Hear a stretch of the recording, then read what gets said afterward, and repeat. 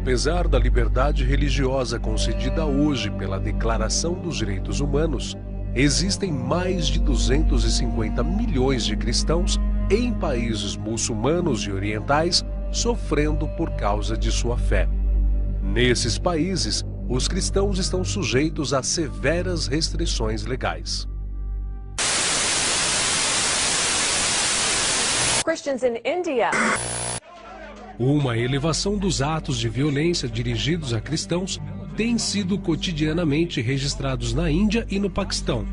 Porém, a ONU e os órgãos governamentais não divulgam e nem combatem essa perseguição, e nem tampouco a imprensa a divulga. Persecuted.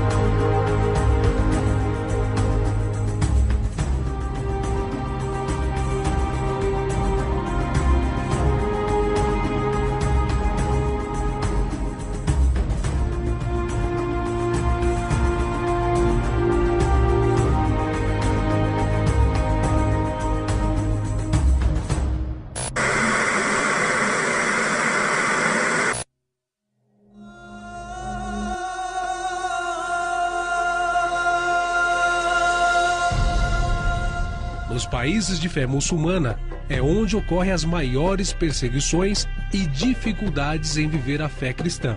E depois os países comunistas, como é o caso da Coreia do Norte e da China, que consideram o cristianismo como um perigo para o Estado. Na China, muitos cristãos são obrigados a viverem escondidos na ilegalidade em igrejas caseiras. Na Índia, líderes cristãos são detidos, raptados e intimidados por extremistas hindus. Os convertidos à fé cristã nestes países enfrentam desde repressões a perseguições mais severas e até mesmo o martírio. Igrejas e casas de famílias cristãs são queimadas, pastores são agredidos em público e, lamentavelmente, ocorre de moças cristãs serem violentadas. Porém, a imprensa local e internacional não divulga nada disso.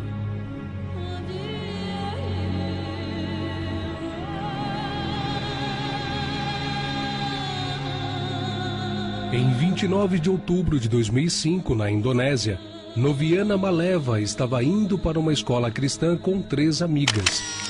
Elas foram atacadas por 2 muçulmanos jihadistas munidos de facão. Somente Noviana sobreviveu. Nanhata Nayaki tinha 10 anos quando sua casa foi bombardeada por extremistas hindus que procuravam matar cristãos na Índia. James Jeda foi jogado na fogueira por 2 soldados no Sudão porque recusou-se a renunciar a Jesus Cristo como seu Deus e Senhor de sua vida. Em agosto de 2008, em Orissa, na Índia, um tumulto anticristão atacou 300 vilas. Mais de 50 cristãos foram espancados até a morte, esquartejados ou queimados vivos. Os ataques deixaram centenas de cristãos desabrigados. Muitos estão desaparecidos, outros encontram-se escondidos na floresta.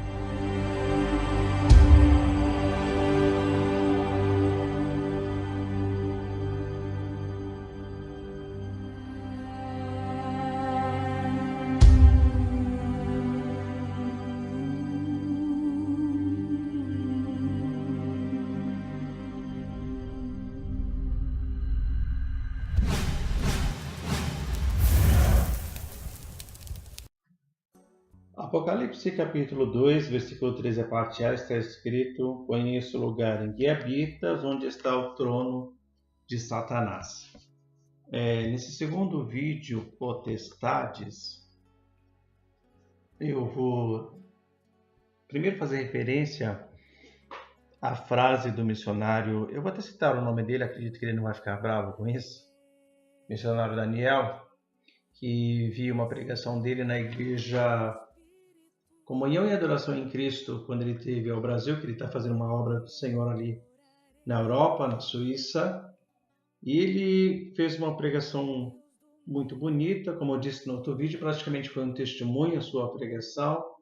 E uma das frases assim, impactantes da pregação dele foi que, quando ele disse que as potestades de lá eram diferentes das potestades daqui, e também disse que aquilo descortinou diante dos nossos olhos, o meu principalmente. Eu costumo até dizer que essa vai ser uma frase que eu acho que eu vou levar para o resto da minha vida. Mas enfim, vamos lá ao que estamos proposto a falar aqui. Primeiro que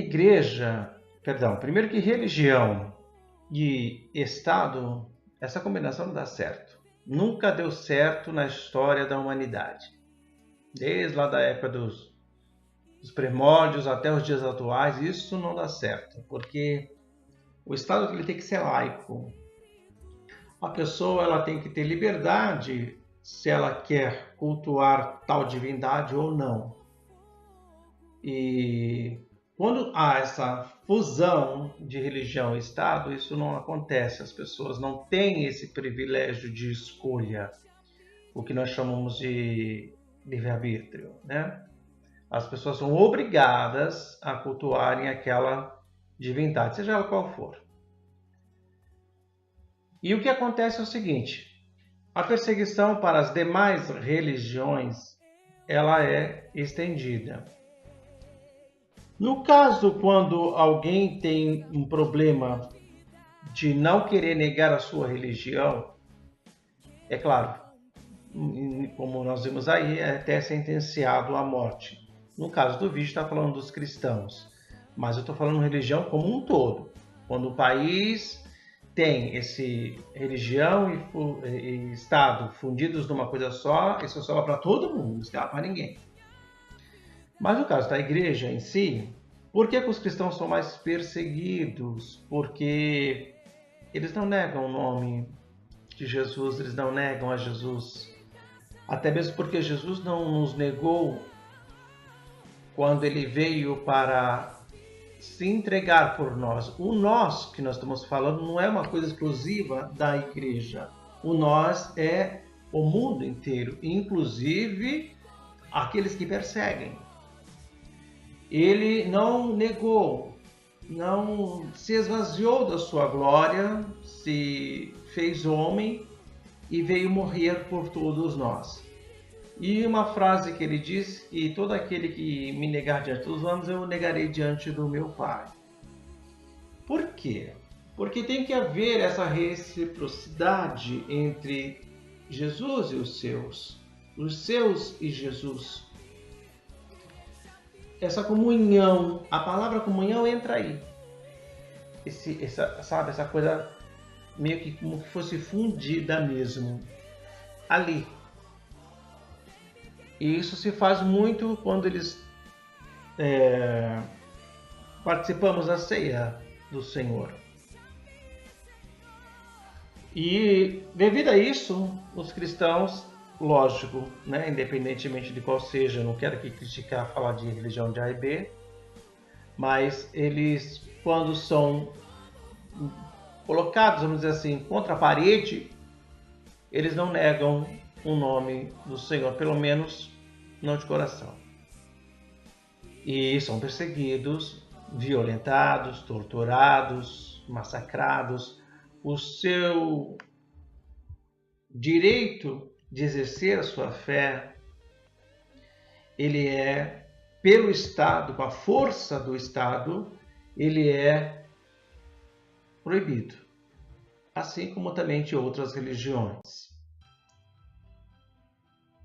E isto, amados, é uma coisa terrível, porque Nisso, o inimigo das nossas almas, ele encontra brecha não, ele encontra uma porta escancarada para adentrar dentro da pessoa. Veja que quando nós falamos quando uma pessoa é possessa, quando uma pessoa está sendo induzida, né, pelo inimigo, ele não precisa estar caindo no chão, se debuxando, acontecer. Não, nada disso, né?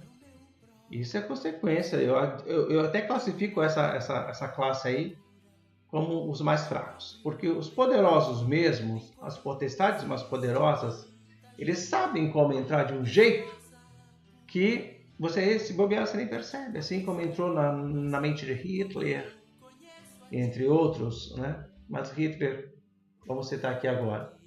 Como entrou em Judas, quando Jesus, na Santa Ceia, disse que um dos 12 iria traí-lo. E eles começaram a perguntar quem seria. Ele, quem eu molhar o bocado e der, esse será quem irá me trair. Quando ele dá a Judas o pedaço de pão, os discípulos, e diz a ele, né, vai e faz o que tens a fazer. Os discípulos não entendem, ficam pensando que Jesus mandou ele comprar alguma coisa, algum preparativo, porque Judas levava a sacola, a bolsa das ofertas que eram dadas de alguém que presenteava Jesus. E diz a Bíblia que Judas já colocava a mão ali. Veja só a índole do cidadão. Já defraudava ali. Quando aquela mulher vai lá e chora aos pés do Senhor e derrama sobre ele aquele bálsamo caríssimo, né?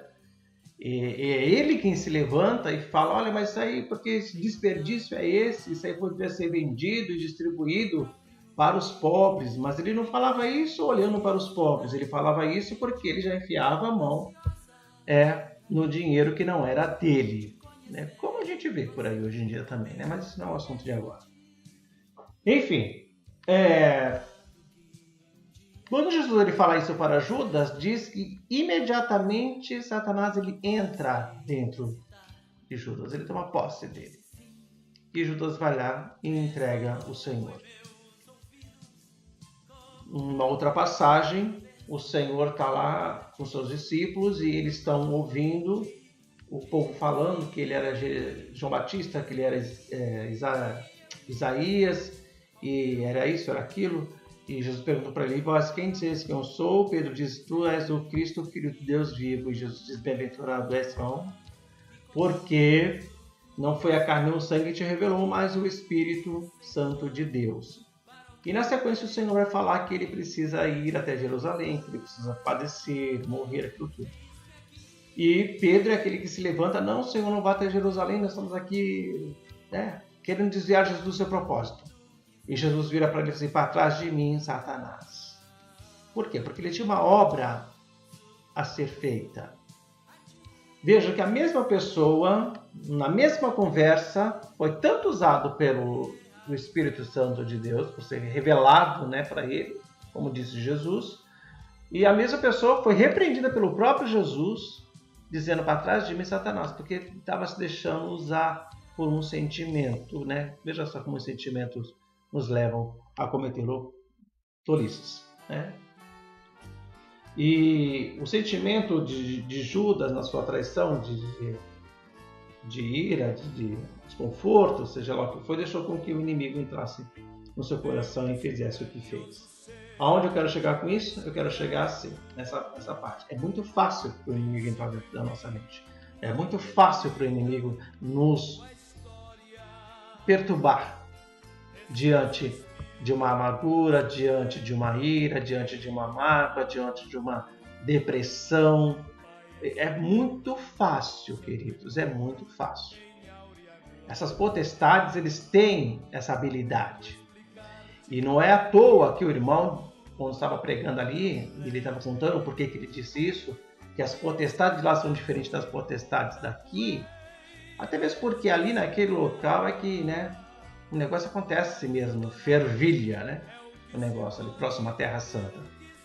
Então, logicamente, os mais perigosos estão por ali mesmo, eles vão encontrar facilidade, ainda mais no coração, onde o povo está ali na miséria, o povo está na pobreza, o povo está sendo totalmente desprezado, humilhado. Claro que o inimigo ele vai encontrar facilidade tanto na mente daquele que está governando, como na mente do que está sendo governado.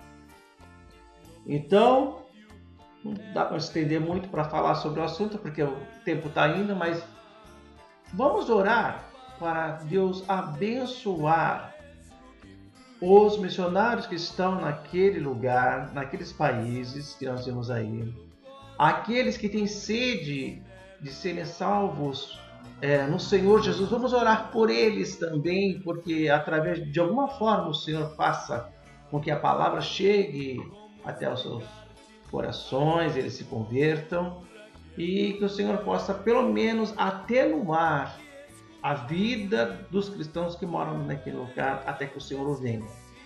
Porque, queridos, não é fácil. Não é fácil como nós estamos vendo nos vídeos, não é fácil. Só mesmo pela graça de Deus.